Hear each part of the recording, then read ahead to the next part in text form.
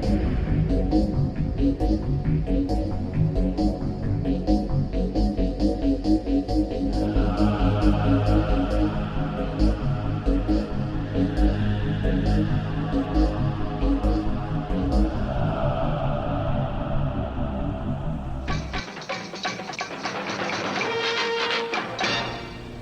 back to another episode of Shop Talk, brought to you by Fun Stuff Comics and More out in Katy, Texas. As always, I'm your host, Randall. Tonight I got Billy with ScaryDad.com. Welcome tonight, man. Thanks for joining me. I appreciate it, my man. Another local collector, enthusiast, little different genre. Little different. Different genre. We do the horror thing. So tonight we're talking about all kinds of stuff. This is free form, long form. We're going to talk, and we don't have really a whole lot of outline. This should be pretty much relaxing and good time. Goes where it goes. Before we get started, if you haven't already done so, please subscribe to the channel. Give us a thumbs up. Give us a comment, man. That stuff helps us a lot. Gives us some direction. So let us know what you're thinking, what you like, what you don't like.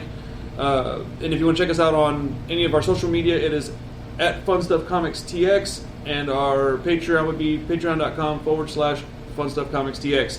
If you want to go ahead and shout out your social media and all that stuff, let us know. The easiest way to find us will be your first Google result is Scary Dad. All one word, Scary Dad. We do a podcast, comes out Monday every week. You can find us on pretty much every platform. We have a blog. We actually have a Halloween event that we'll talk about later. Nice. All of that stuff is under the umbrella. If you hit up Scary Dad, you'll find us. And we've got 2 years, this will be episode 140 because we're recording at the same time. We'll probably hit it around the same time. Yep. So ScaryDad, the .com, Facebook, Scary Dad, Instagram, Twitter, everything. Nice. So it's all kind of goes around. Yeah. It took me a minute to figure out it was all one word the other day. Even because I follow you already, so I already see your stuff. But when I'm like searching, which I don't normally do, I was like, what the heck, man? And then I was like, wait a minute, hold on, and I just put backspace, and then it popped up. I was like, there we go. Yep. But for everybody that doesn't know this, one of the reasons why I asked him to come hang out is because they gave me my first real experience doing a podcast. They came through and let me jump on theirs, like, a year and a half ago? Right, yeah, a little year ago. A little over a year ago. It was an experience that made me really want to do this. So once I had a long-form talk thing that I was wanting to do, and ultimately became a podcast, Shop Talk, I knew very quickly that I wanted to have you guys come in and hang out. So, yeah, man, how you been? Been good, man. Ramping up for the Halloween show. You know, it is right now. It's July. Closer than you think. It's a lot closer than you think. We've got a lot of stuff going on behind the scenes. This is year 3 of the show. So basically, what we wanted to do is we wanted to do a horror convention. There are horror conventions in every major city, and there's not one in Houston. So, there have been attempts at it, but nothing that really kind of got off the ground. So we started year 1 in 2017. Did all right. Okay. Twice as big in 2018. Nice. Did all right again. So now it's year 3. Usually the third movie is whenever the series really starts kicking off. Right. So our tagline is this time it's personal. It's not in con season with everything else. It's Scary Dad's Haunted Halloween show. It's the 28th and 29th of September, and it's kind of a gateway to the whole holiday season. Sure. So we're going to have horror. We're going to have Halloween very emphasized, which a lot of horror cons don't necessarily do because it's out of season. Yeah. We're going to have a whole lot of local authors. Okay. Coming out and doing workshops for writers and people who want to be writers. A lot of filmmakers coming out, show you how to break into the film industry. Cosplayers, armorers, prop makers, those kinds of things, doing That's show pretty and tells, awesome. Make and takes, things of that nature. So if you run a home haunt and you really want to kick it up, we've got some folks from professional haunted houses coming out to show you how to really kick it up a notch. How to do like painting and texturing, and that kind of stuff. That's all very and skills. That takes a lot of work, a lot of practice. Yeah, and a lot of times it just takes somebody showing you how to do it. You know, like there's a lot of simple techniques that maybe you just can't really visualize even on a YouTube. But if somebody comes and shows you how to do it, how to text in person's better to learn something like that most of the time. So yeah, we're doing that, and what's it called? It's Scary Dad's Haunted Halloween Show. Okay, so is that every year the same name, right? Yes. Okay, I didn't know about that. And and so we're working behind the scenes. Got a lot of stuff probably going to hit in the next couple of days. We've been working with a lot of these people behind the scenes, trying to gather all the information so we can start really announcing it and promoting it. That's pretty awesome. But yeah, and then I'll send you the links at the end so that it can all be on there. But that's what I've been doing. Been keeping the podcast coming out every week. Then work and children and sounds familiar. Yeah, the whole vaguely familiar. Vaguely familiar. Shoot, man, I'll definitely be out there this year. Cool, man, that's awesome. So normally when we sit down, we like to talk about comic books. It's not I didn't want to pigeonhole us into just being a comic book show. It's more of a pop culture media show with a very large dose of comic books, because obviously that's what we do mostly here. But if people think that's all we do, they're sorely mistaken. No, there's too much stuff in here for just comics. Yeah, so we do movies, vintage stereos, records, tapes, video games, manga, anime, all that stuff, man. And I'm looking forward to Halloween this year. I'm really hoping to get something cool going on in here. And if it is not this year, for sure next. This is only our second year in business, and I'm learning still almost daily. Like you said, you're ramping up for the holidays, dude. I'm already getting ready for the Christmas season. Like I'm already getting stuff like this right here, because I'm already thinking like, okay, in like November, October, like what am I going to want to have in here? I don't want to have to wait and be like, oh crap, and then scramble to get some stuff. No, I want people to walk in here and at the end of the summer and be like, hey, I'm looking for something, a possible gift for my husband or my son. Right here, bing, bang, boom. That's the best way to do it, because I tell you what, even as I've gotten older, the only way to keep Christmas presents and the like secret from anybody is to never know never let them know that that's what you're doing. So I'll be somewhere and I'll see something, I'll be like, my wife would like that. And it might be June, July, August, and I'll buy it, throw it in a bag, throw it in the top of the closet, and, almost forget about it. And then I'll go up there and absolutely forgot about go look up there and be like, oh yeah, I've got all this cool stuff. I don't actually need to go shopping. So it saves you money too, man. Yeah, and I hate shopping on the holidays. I hate shopping, period. The holidays just makes it even worse, man. That's crazy. Yeah, dude, forget all that mess. So you're the horror expert here. I thoroughly enjoy it. I would not call myself an expert on it. I consider myself an expert in a couple of things. That is not one of them.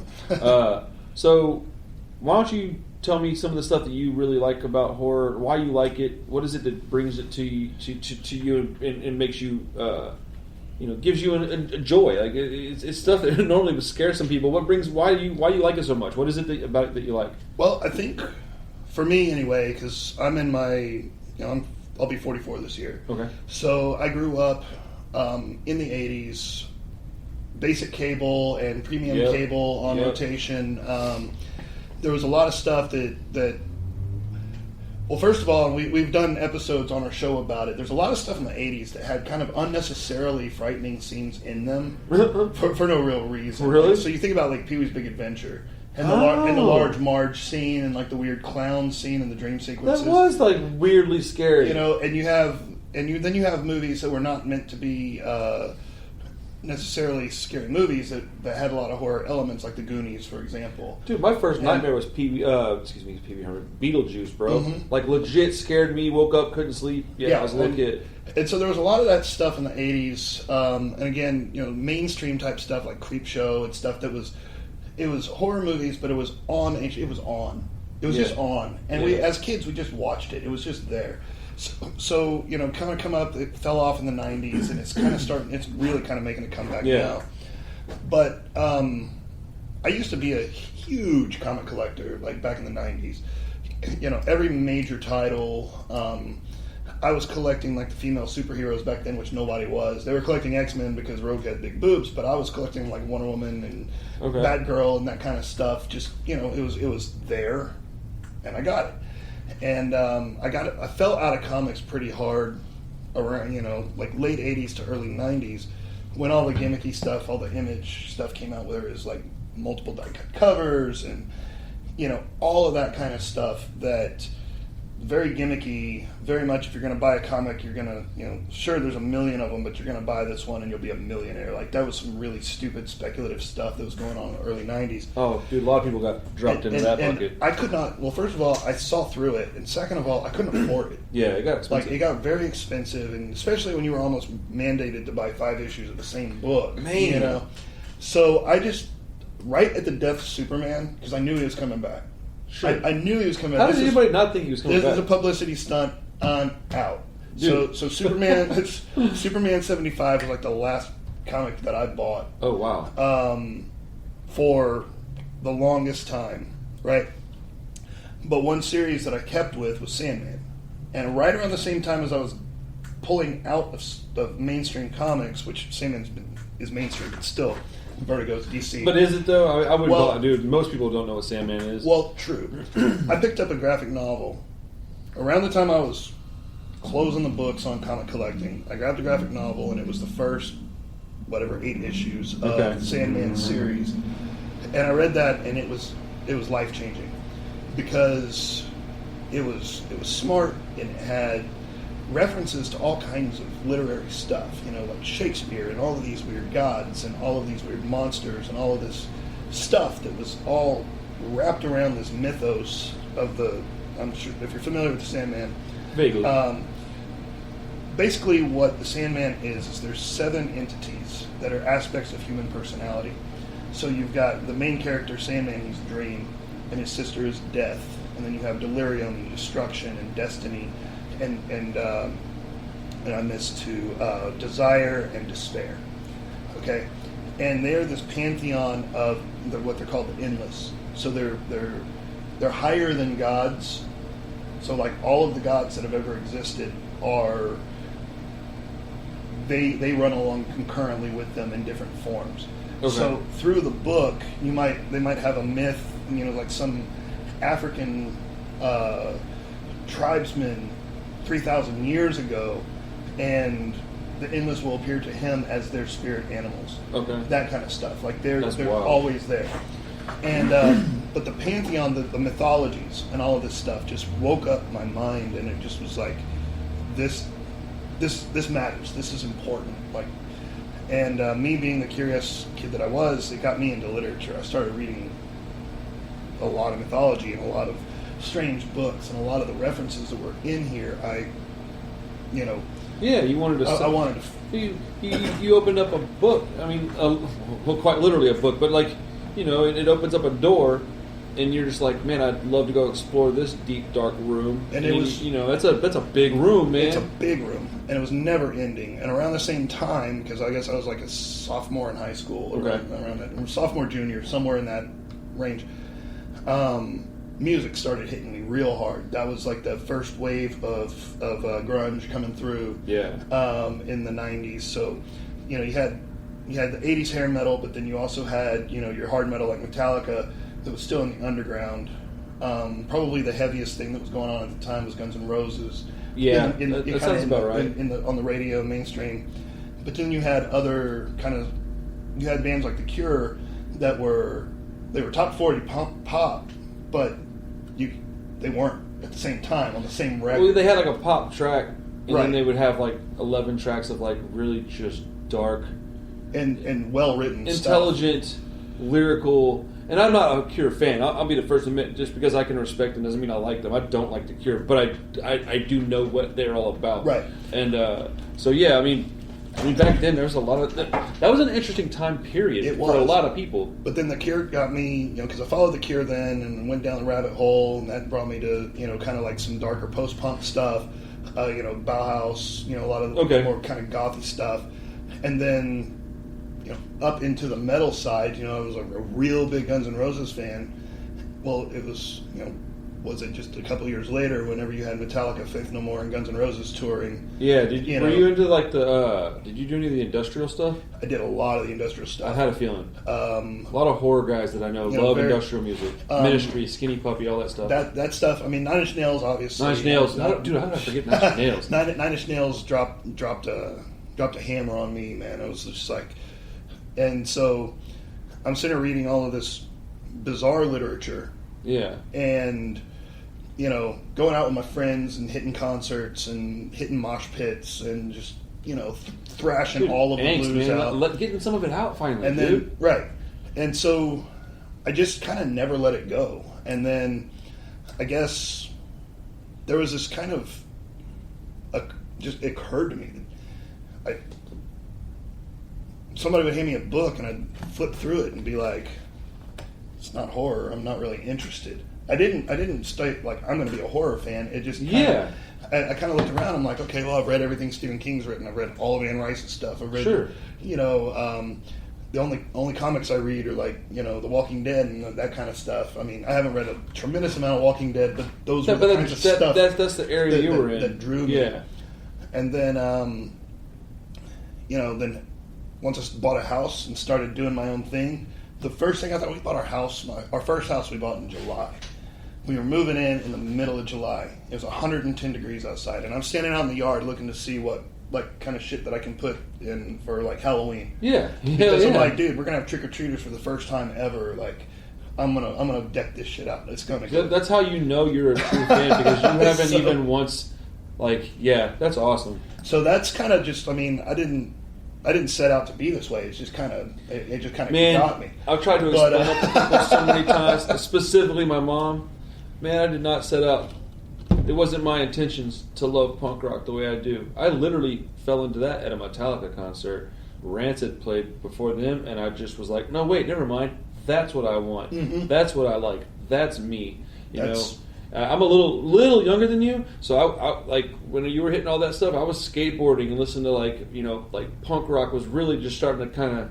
Like grunge was huge on the radio, and punk rock was just like underneath the top layer. So you could hear a little bit on the radio, and then like when Green Day and Offspring started becoming big, you could read their liner notes and read the thank yous, and find Bad Religion, NoFX, Pennywise. That's how I found all those bands. And you read their liner notes and find out the Operation Ivy. It was so crazy. It's rabbit holes, dude. People don't know how to rabbit holes. But see, the thing was too, and what it, like distinguishing things, it always used to drive me nuts because grunge was grunge, right? But I was considered myself more of a metalhead, right? And if I'd lived in a colder climate, I probably would have been more of a goth, right? Just like kind of just the culture you identify with. Sure. It's too damn hot to wear black all the time, man. And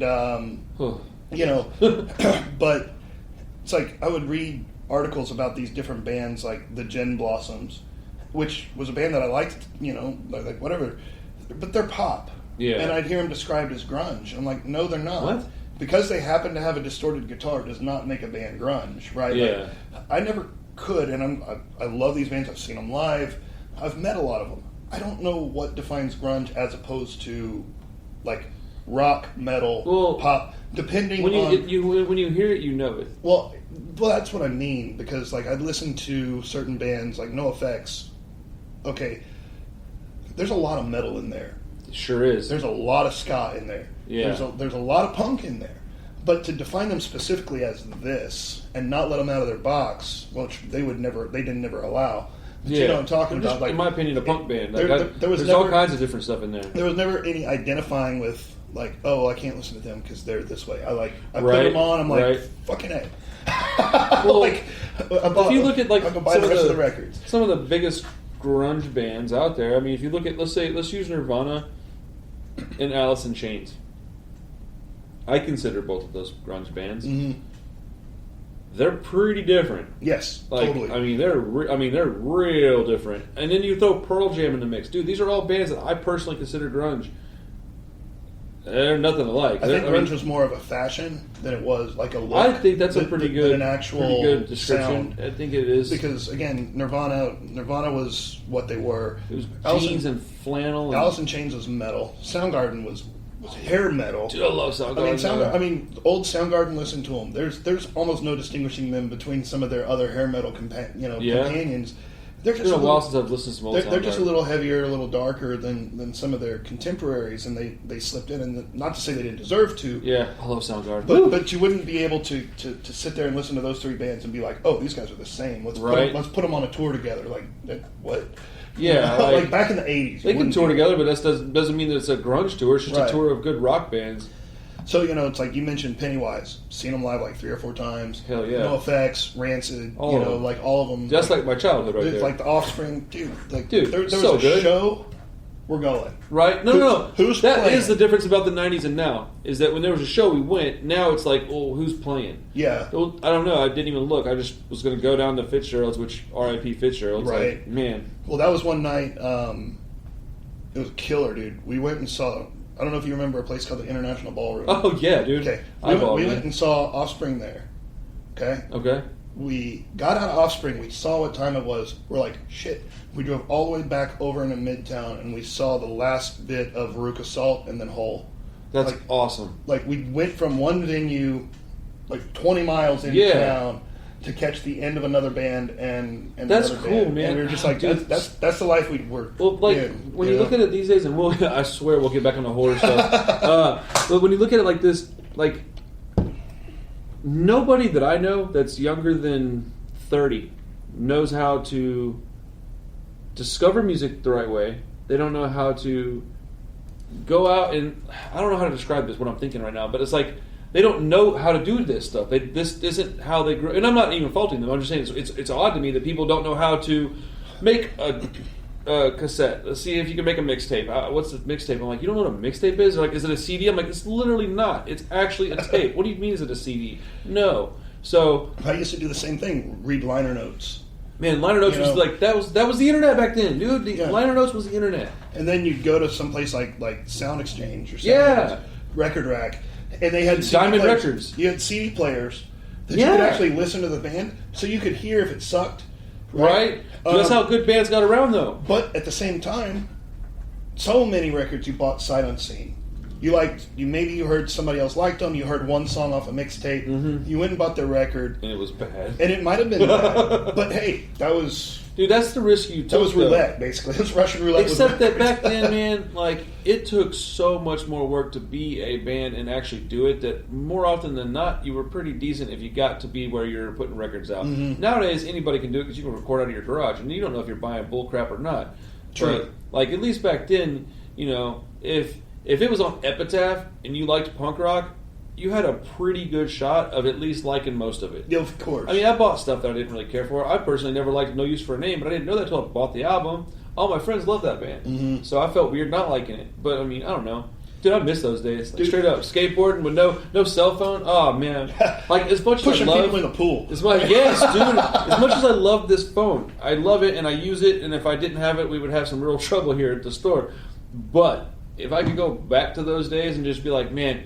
Hey, are you going to be home tonight? I don't know. All right, I'll come by. Like, what? People now be like, what are you doing? Come by where? Yeah. Your house? No, I'll call you first. Yeah, but I'm not going to answer my phone. Why not? I just left it at the house. Why would you do that? That's where the phone goes. Like, right. Man. So weird. It's, too, like, you're talking like the mixtapes and that kind of stuff. I mean, pagers.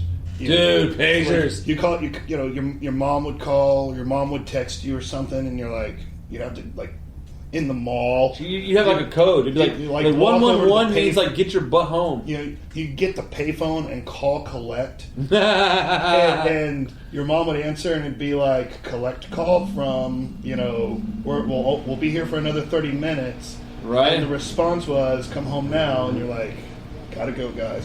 Right. Dude, I forgot about stuff like that. Man, walking to work, dude. Dude, the 90s was awesome. The 90s was. I don't care what anybody says, man. A lot of sad stuff happened in the 90s, but it was a good time. It was, man. I had a blast. Dude. The thing that was great about it is I knew it was great when I was in it. Because no, for real. I knew I was having a blast. Because I knew that, especially with like the grunge music and Lollapalooza and kind of the big festival type stuff, I knew that it was something special because my dad was a real big music fan, and he was like, man, this is different. Like, this is like it used to be. Right? He's like, that's crazy. He's like, it didn't used to be like this. Like, and the way he would describe it was, you had Top 40 radio, you'd have like the Beatles and the Beach Boys and Motown and like some weird psychedelic guy all on the same stations, whatever it's top 40. So when bands would play, there wasn't a headliner. You'd have like three sort of different styles, same level bands that would play at the same time, and one the crowds would actually morph and change a little bit.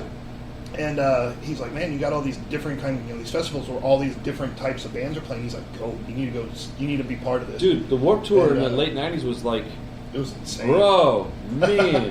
I saw Eminem on the Warped Tour in 1998. Wow. Dude, he was like on the side stage. I'm trying to think of what year it was when NoFX poured all their money on the 1998. Was that 98? Yes, sir. Yes, sir. I remember that. I got $25 out of them dudes. In Houston. Were you in Houston? Yeah. Yeah, man, that was so dope. So, let's take a sharp left turn. This just popped in my head. I'll tell you mine first, but then I want to hear yours, and I want you to elaborate. My favorite horror movie, and I think that this is just a gut reaction, Scream 1. Scream 1. My favorite horror movie, because when I was younger, I watched it, and it scared the shit out of me, man. I watched it by myself in my friend's house, and I was in a place I wasn't familiar with, and I was like 17, 16 years old. He wasn't there. It was just me, and it was like over by Cypher High School, so it was out on some property. Such a bad idea, man, to watch that on this giant tube TV. And then I was just like, shit, I shouldn't have done that. I'm not sleeping tonight, man. I was terrified. So, anyways, what's your favorite horror movie? Well, I'm going to say my favorite horror movie of all time will always be the first Halloween. And John Carpenter from 1978. That is, I heard it somewhere described as like a perfect waltz. Like, everything is there, right?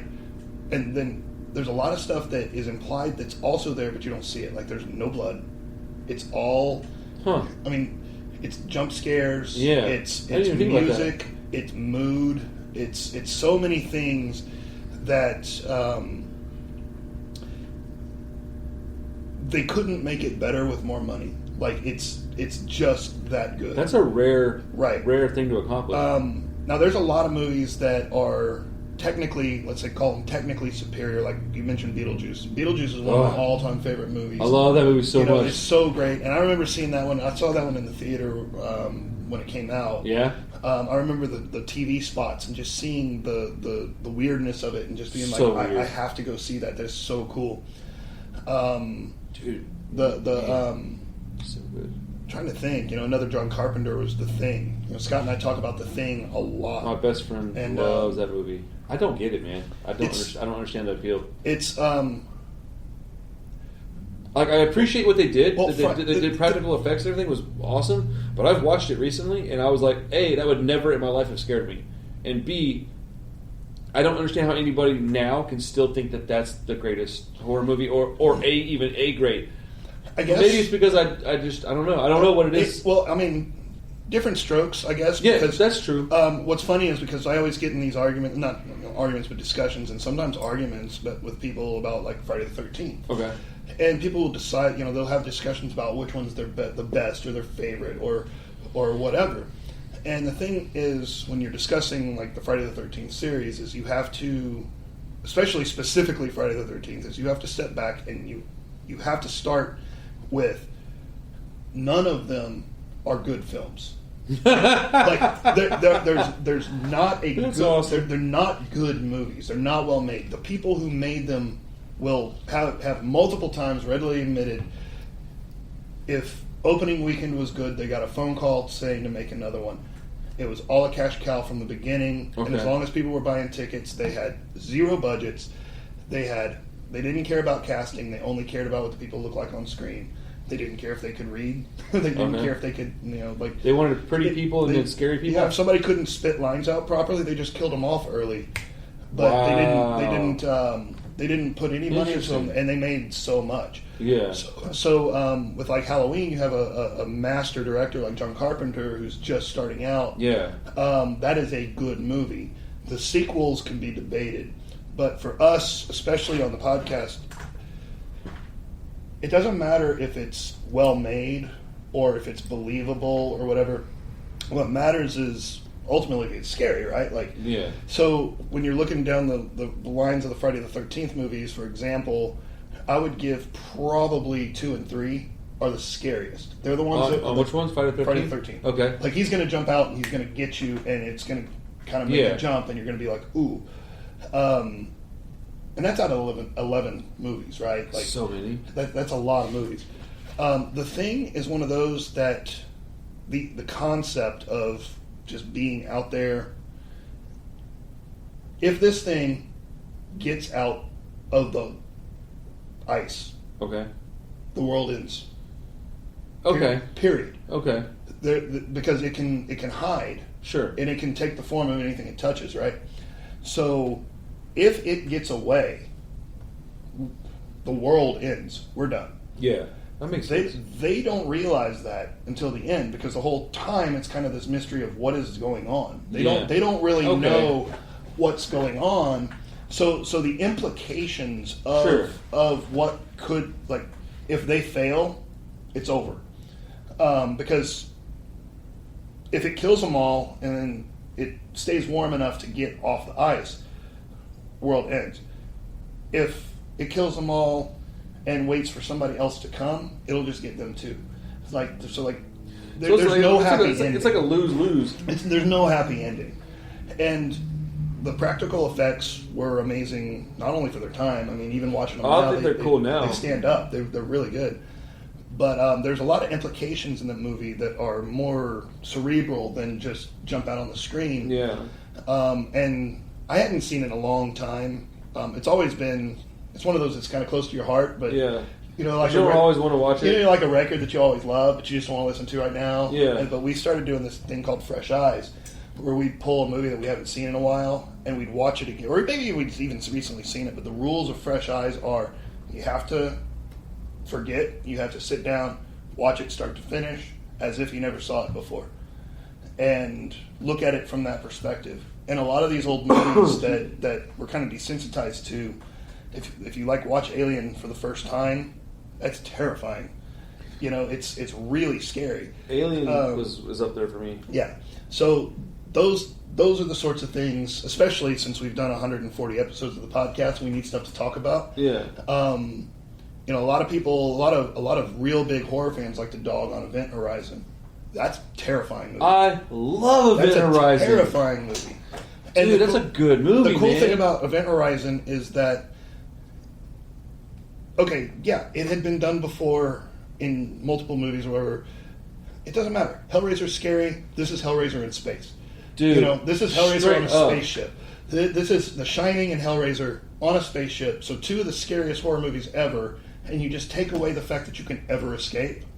What's not to love? It's funny you say that, because two movies that scared the shit out of me that aren't even horror movies are the one with George Clooney and old girl when they're out in space. Like that concept, no thank you, man. Right. Like, I don't even like to get on a ladder, bro. I ain't flying out into space. But they're like out there just floating around, bro. Like, they got one chance to maybe get out of that alive, like, and that's not looking too good. That one scared me really bad. Like, it wasn't even that scary, but it had me just like holding my breath the whole time, like, oh no. It was tense, you know? And then the one with not Ben Affleck, the other guy. Matt Damon? Matt Damon, thank you. Oh, man. Matt Damon, where he was on Mars. I haven't seen that one, but I've heard it's awesome. Oh, crap. I don't want to spoil anything, but, man, it's like nothing good happened to that guy. And I was like, that's terrifying. Yeah.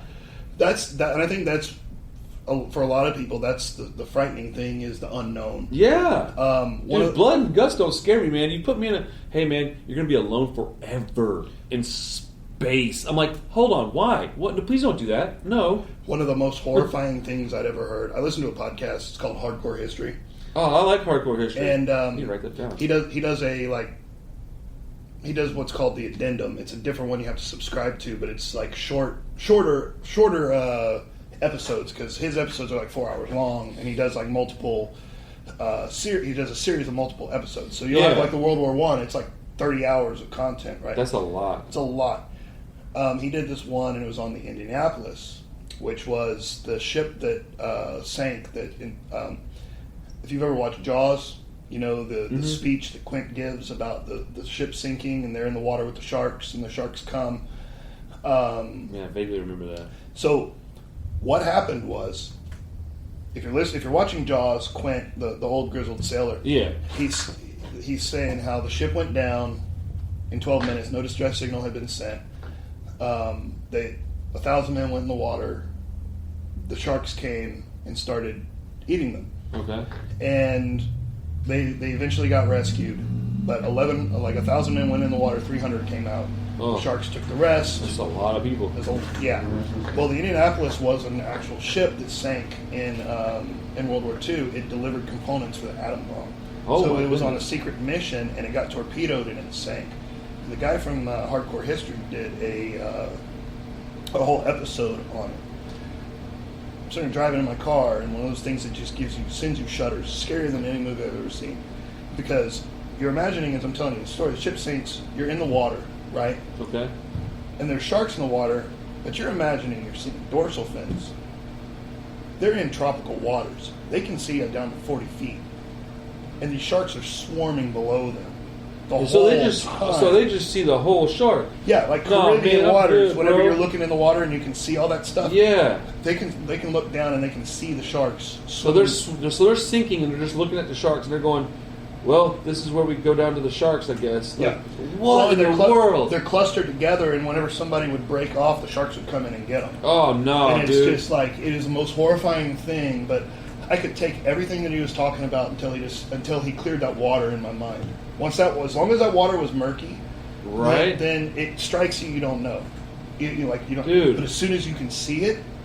I was listening to Joe Rogan talk to Cowboy Cerrone. You know who he is? UFC fighter. Okay, yeah. He does a lot of like cave diving underwater, and he said that he went down. And this whole story, I kept realizing I was holding my breath.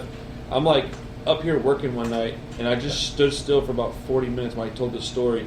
And he said that he was swimming with a team, and they were doing this deep cave dive, and they got separated. His light went out. He had almost no air in his tank, and he was in a spot he didn't know where he was at. And he had to he was cable free, man. He had to fight, bro. That is terrifying. I'm claustrophobic too, man. That's the worst thing I can think of. Yeah, that's scary. Like I was always afraid to get hurt, not because I was afraid to actually feel pain, but because I could not deal with having an IV, like being stuck. Straight up, dude. IVs are gross. Have you seen The Descent? I'm sure you have, right? I've seen parts of it. I haven't seen the whole thing. That movie, when they're crawling, at the very beginning, when they're crawling through the thing, and that girl, I don't know how they got the camera in there, man, but that girl, she's like, there might be a half inch all the way around her, and she's crawling through there. Dude, I was like, I was like, please not do that. Bro, I can't even watch that, man. Would not do that stuff, man. Oh my goodness, that's so scary. You want to talk about some comics? Sure, man. Let's talk some comics. This is the comic that Scott and I met over. Yeah? This is the number one. This is the first issue, Sandman. Oh, man, that's awesome. So, this is how I met him. I reached out. I put it up to the camera? Yeah. Dude, Sandman, number one. One of these days I want to get that signed by Mr. Neil Gaiman. Oh, man, that is an interesting fellow. Oh, he is. Got a couple of things signed by him, but never in person. Just stuff that I picked up that already had signatures on it. Honestly, sometimes that's easier. But yeah, I reached out to some friends. It was like, hey, does anybody know people who are selling Sandman? Because nobody has them. Nobody does. Yeah. And the guy replied, and he's like, hey, this guy does. Send me some information. Texted Scott, was like, you have it? He's like, yeah, come on out. Went out to his house to buy it, and we sat there and talked about horror movies, metal. Oh, it was Scott? Yeah, it was Scott. That dude's got some random stuff. We started the podcast we didn't record that night, but like 2 weeks later we started it, and we've been going since. That's awesome. So, I didn't know that about y'all. That's pretty rad. That's another way that this thing kind of like this key issue, right? Yeah, for sure. This is the number 8. That's the first appearance of Death. So dude, that's awesome. Man, my boy Josh would love this. Josh, if you're watching this, brother, I wish I could take these for you, bud. I don't want to get murdered, though. Yeah, these are that's awesome. Key issues to me. But yeah, a lot of stuff. You asked what stuff that I collect. I see weird crap. Like, show that off to the camera, man. That's the Marvel adaptation of Jaws 2 from wild. The late 70s. That's a great cover too. I run across these old Fangorias sometimes. Anytime somebody brings those in, we pick them up. And then just old Pulp Fictions like Famous Monsters and stuff like that. Dude, that's the shit. I got stacks of comics, anything with a monster on the cover. It's the best stuff, man. Then talking about like pops and Margin, sorry guys. Pops and statues and figures and stuff. I mean, if it's horror related, that's what I get. And what's fun is because a lot of people don't carry it. Like it's not on the shelf a lot of times. And so it's hard for me to find it, man. Yeah, a lot of people I actively look for that stuff. I want to have horror stuff. So when I find it, it's like like a treat. Yeah, I'm like, okay, I'll take it, you know. And then, but yeah, even like this kind of stuff, you know, It's hard to get anything like that in here, man. I have done a lot more looking into that than I would like to admit. I spent a lot of time looking for stuff, and I mean, when this guy walked in with these horror pops, I literally was like, yes, I want them. I will figure out a way for me to acquire them, but I do want them. Yeah. But then the prize that I've got, That thing is bananas. What else? Okay, so there's like 47 signatures on here. there are 7 Jasons and a Jason's mother on here. So going from the top, you got well, everybody knows in Friday the 13th, the first movie, the killer was Jason's mother. Yeah. And in a dream sequence at the very end, the drowned little boy pops up out of the lake. Okay. That's Ari Lehman. That's dope. He's part 1. Nice. Tom Savini was the visual effects supervisor. He did all the Okay. special effects. He also, in a couple of sequences, he was the hands of Mrs. Voorhees. Oh, really? So this is part 1 right here. Okay. Part 2, we recently lost Mr. Steve Dash. Oh, He man. passed away. R.I.P. Steve Dash. So, got part 3, Richard Brooker, who played Jason. He died years ago. He died back in 2013. So we got 1 and 2, and then go over to part 4. Here, Ted White. Dude, that's awesome. Is that like one of your favorite things? It is, man. It's cool. Part 5, Tom Morja played Jason. Part 6, C.J. Graham. Man, that's Part freaking 7, 8, 9, and 10 was Kane Hodder. cool. Dude. And then Freddie and Jason was Yes. Kurtzinger. So Dude, that is pretty awesome, man. walked around Frightmare Weekend with this thing, getting everybody to sign it. Lines were long. I said, screw it. I'm getting them done. That's cool, So man. yeah, That's probably near and dear to your heart. big time. And I'm not somebody I don't really collect stuff for like Monetary value, yeah. at all. No, but that means more to you than money. Oh no, that's something that's gonna I'll give that to my daughters. Like, hey, put that in a shadow box and stuff. It's on Yeah, that's display. freaking cool, man. So, but these are the sorts of stuff that I collect. It's an odd assortment of strange pulp fiction and monsters and signatures and stuff. But I just get immersed in that whole world. So since it's not, I won't call it horror, but I feel like it at least, man, toes the line, bro. How do you? I just keep looking up over your shoulder and I see that Stranger Things as they're dressed up as Ghostbusters up on that shelf right over here.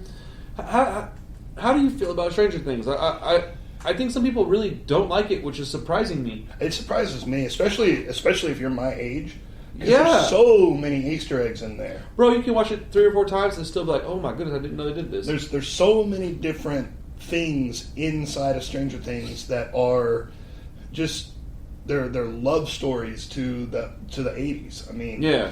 and little things that you wouldn't necessarily even really notice that are just shout outs to obscure movies and special effects and like the kids being Ghostbusters and Yeah.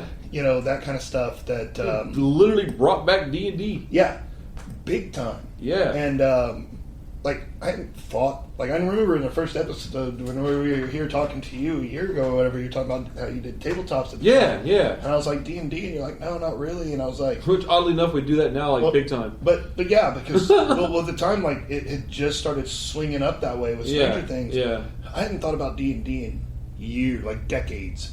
And then all of a Really? sudden I was like, man, I want to play. I need to find somebody that's got a Manual and everything? yeah, and my wife is like, No. she's like, you are involved in too many things. Right? You Yeah. cannot. I'm spread pretty thin. I just was curious because I truly love that show.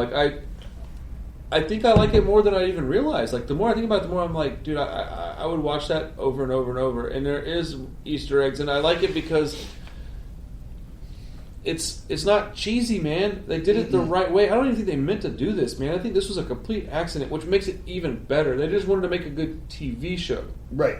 And it happened to be a nostalgic TV show with some little tinges of horror and a little bit of this and that and a little bit of science fiction and a little bit of comedy even. And Well, it's so many other things. Like I said, whenever you were watching HBO and Cinemax and I don't even think we had Showtime back then. Tales from the Crypt. Yeah, Tales from All the that Crypt and stuff. all that stuff. Twilight Zone. Yeah. Oh, so good. And so you had like, I don't know, like you had all those kid movies like, Back to the Future is very mainstream, but you had all those movies like The Explorers, and those ones like The Goonies and stuff, where you had kids that were in weird situations. Yeah. With like E.T. even. Yeah. With dangerous adult antagonists in a weird like otherworldly science fiction sort of world. That E.T. was a weird one. And which a lot of Stranger Things, especially with the way that in the first season with the Matthew Modine, the way he played it almost exactly like the guy from E.T. If you remember, like the way he looked and the way he acted. Oh, he for was very sure. friendly, but for also sure. very mean, very scary, and very very deadpan scary. Yeah. Yeah. The monster is there's so many monsters like the monster. And then as you move through the seasons, the monster evolves and gets worse. Yeah. And so it's not the same monster. The same monster isn't back. It's a variant of the old monster that's bigger and meaner. Yeah, and you're like, what the hell happened? So even if you know how to kill the old monster, it ain't the same it's thing. not the same monster. So there's so much cool stuff about it. And then even if you're not following the story, but you're just looking behind them, right? They've got like I was noticing I was watching an episode last night, Hopper. He's sitting there getting mad at the kids for making out, and he's watching Magnum. And then he's going to go out, and then he's going to go meet Winona Ryder. So he goes to the store and buys the Dude, do you know that they're already talking about that? There's since this season has picked up that there's been an insurgence of resurgence of like Hawaiian button downs and denim sold.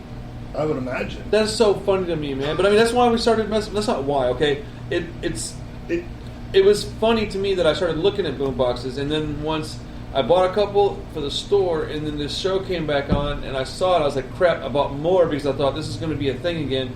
And I posted this on Instagram, and within seconds, I had a dozen questions about it. I was like, oh man, that's really happening, and I think it's directly related to Stranger Things. I agree. I think and that's what's so great about this kind of resurgence of horror is, well, first of all, again, when you're scary is subjective, so what scares what scares you and what entertains you might be two different things. Like I don't like body horror kind of stuff like Hostel and where it's just all a bunch of torture and there's no it's real. Pretty hard to stomach, honestly. I like monsters. I like intrigue and science fiction, and I like wondering what's going on and stuff. I like slashers because it's cat and mouse game kind of sort classic stuff. But I don't. I like the fantasy aspect of it. I like monsters. I like thinking about ooh, how would I survive a zombie apocalypse? How would I deal with this or that or Stranger Things my sister's like, the only thing I don't know about Stranger Things is when weird stuff starts happening. I'd be the first person to be like, holy shit, weird stuff's happening. Right. Everybody else is kind of like, huh. Right. Must be the wind. Must be the wind. You're like, no, it's that giant monster over your left shoulder. So, which I've only gotten 2 episodes into this one. I haven't been able to binge it yet, but I was worried that they weren't going to be able to do it right with the kids getting older. They have. Yeah, my hat is off to these guys.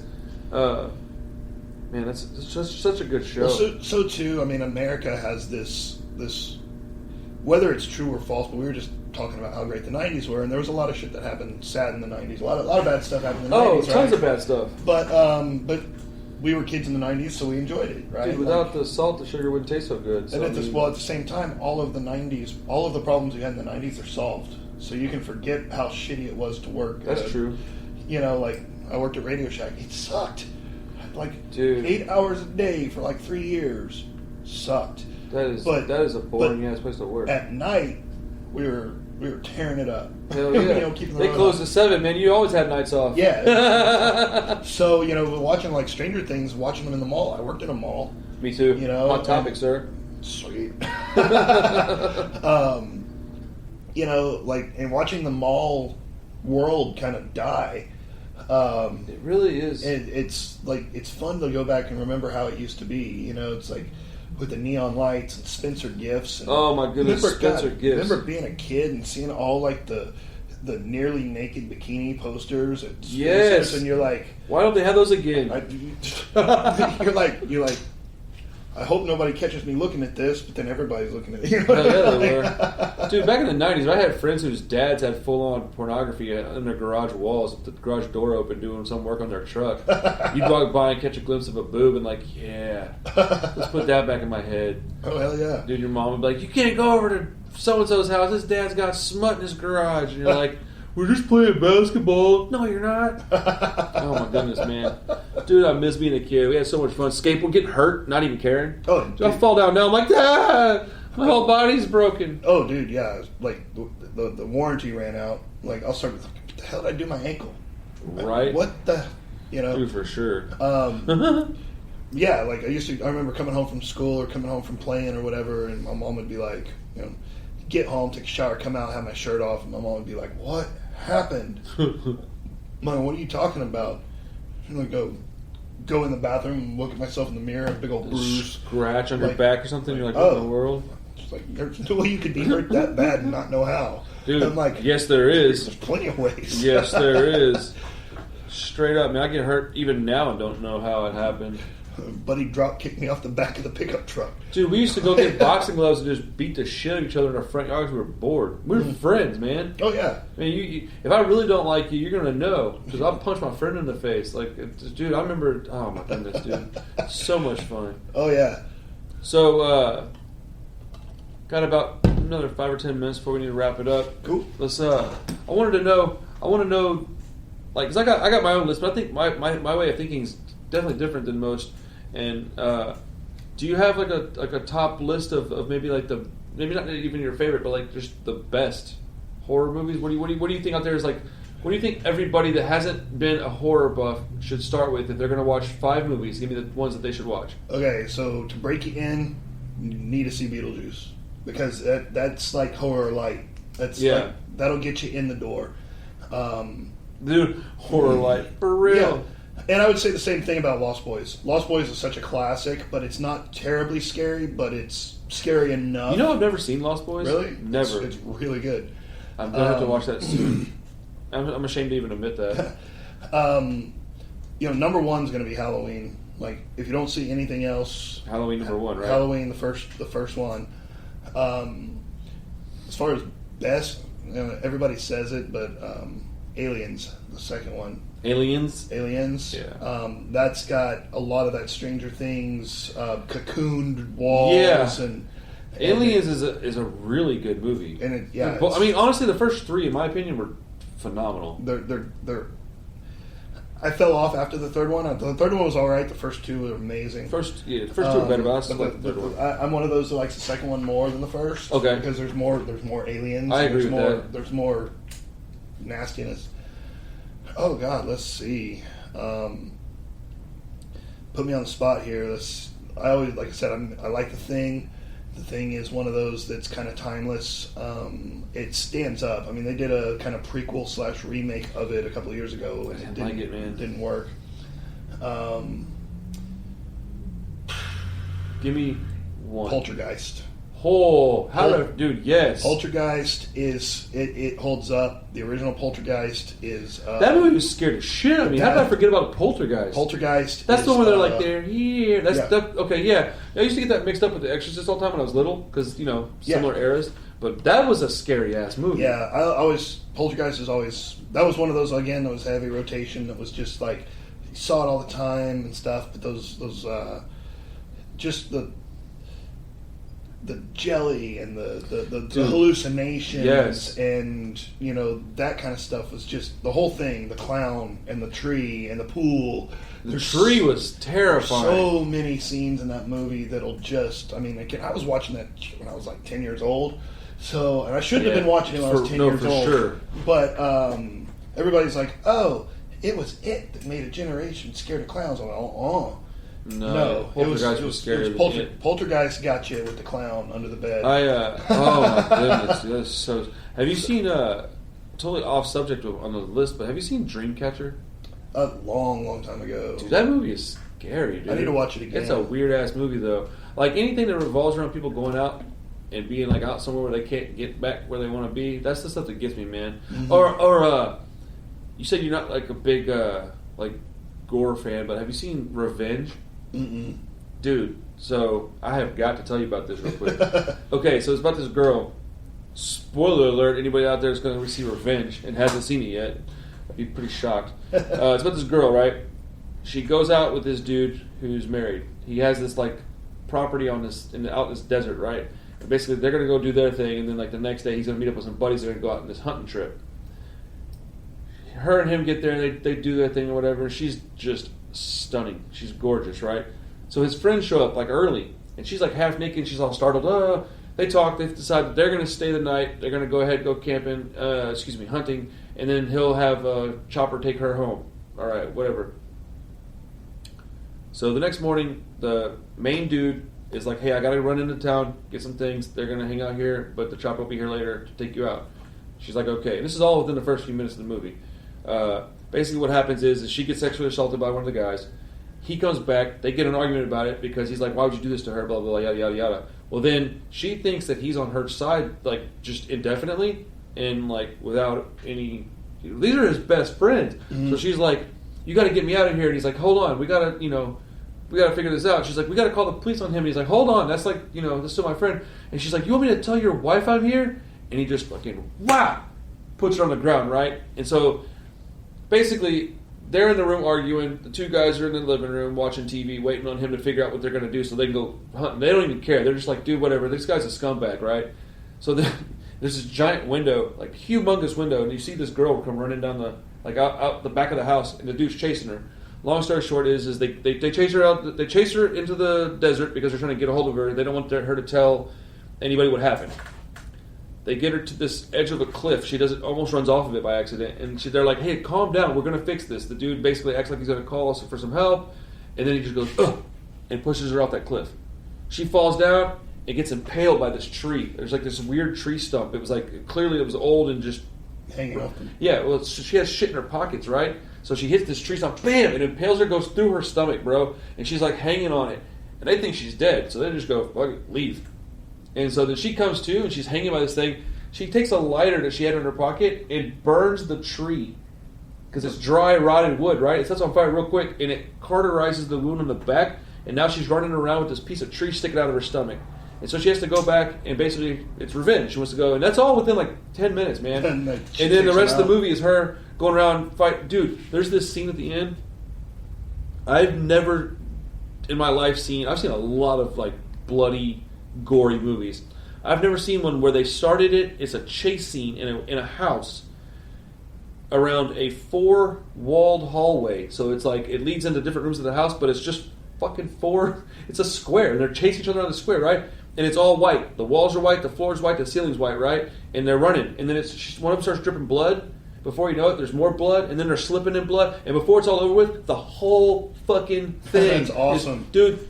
I just botched that movie, but I'm telling you should watch it. It's called Revenge. I'll check it out. It's one of the craziest because it's like, I don't know how you handle like something cutting something and you see it. Like I don't handle that very well. It doesn't bother me so much. Dude. I'm just real big on story. Yeah, so I don't like the story's actually really phenomenal. You'll have I wouldn't even call it horror necessarily. It's in the horror genre, but it's more of a suspense movie to me. Awesome. Man, it is. There's a point where this dude steps on some glass. He has to get it out of his foot, bro. Yo, I was just like, why? I don't want to see this. That's awesome. Oh man. But that was you seen any? Has there been any really good stuff lately to come out that maybe I haven't seen? Well, wife and kids. I don't get to see a whole lot of stuff. First run. Sure, I usually have to wait till everybody goes to bed. And Absolutely. I get to see. And then a lot of prep work for the show. A lot of times I'm watching older stuff. Yeah. Fresh eyes.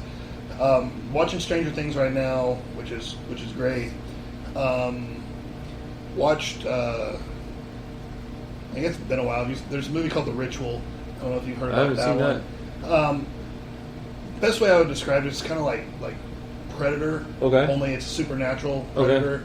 There's like these 3 guys. Wait, have I seen that? They're off in the wilderness, and they one of them they're on a hike and they're supposed to be going this way. Okay. But then one of them gets hurt, so they cut through the woods. I've seen that. And then, like, that movie's badass. They start geting chased by these like weird pagan people. Yeah. That's a really good movie. I forgot about that one. I saw really that good. one. That was good.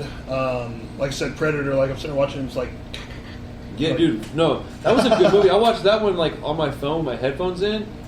Bad news, man. I shouldn't have done that. That one got me. I know they're working on a new Haunting of Hill House, but that series was amazing. Like that series was. Have you seen awesome. Have you seen The Babysitter? Nuh-uh. On Netflix? Not yet. Is it good? It's a campy horror movie. It's badass.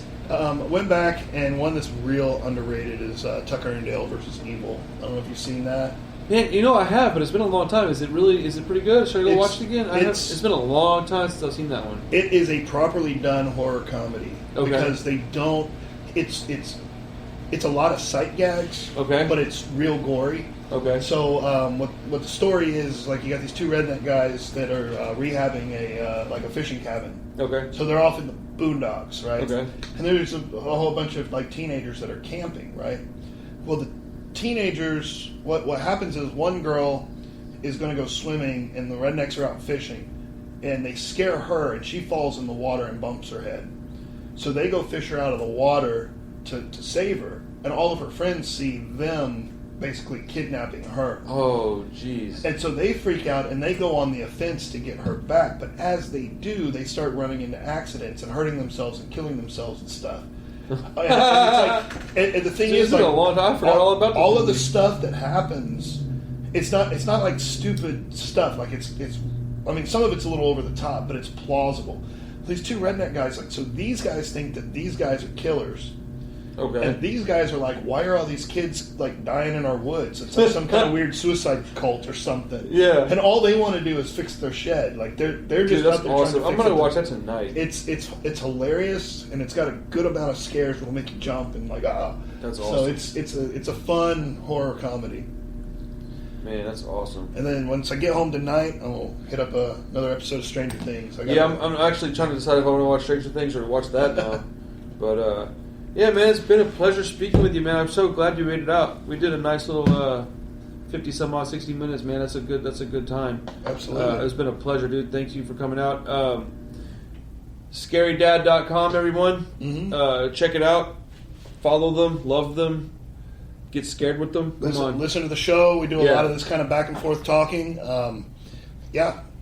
We got to have you on again in the next month or two, man, to make it kind of a semi-regular thing. If you have the time and desire to come out, or maybe I can come out to you next time. We'll get Scott out here next time. Hell yeah! And we got. I mean, this is just the tip of the iceberg. I got into this fun stuff. I love it. I love it, man. But cool. Awesome. Well, thanks, man. Don't forget, again, subscribe to the channel, guys. Hit up ScaryDad.com. All of our social media is at FunStuffComicsTX. My name is Randall. Thank you guys so much. This is Shop Talk. See you next time. Peace. Later.